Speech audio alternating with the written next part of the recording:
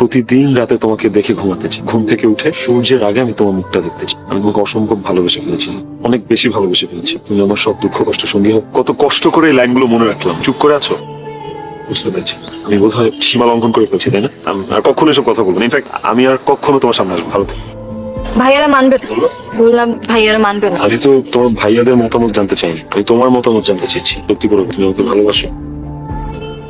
তুই না পারলে আমাকে বল। আমি ওর জন্য আইসিইউতে সিট বুকিং দিয়ে রাখি। সেই ছেলেটাকে আমি আজকে রাস্তায় দেখলাম। আসলে আমরা যেমনটা ভেবেছি ছেলেটা আসলে তেমন না। তোর আশেপাশে ওই ছেলেকে দেখলে সোজা আমাকে ফোন কর। আচ্ছা ঠিক আছে। আগামীকাল আমার একদম তার ছোট ভাইকে নিয়ে বাসায় আসবে। তুই একটু সেজেগুজে থাকবি। তোমাদের কথা তো আমি কিছুই বুঝতে পারছি না। আমি সেজে থাকবো মানে? মিয়ান ভাইয়া মিলে ঠিক করেছি ওই ছেলের সাথে তোর বিয়ে দিব।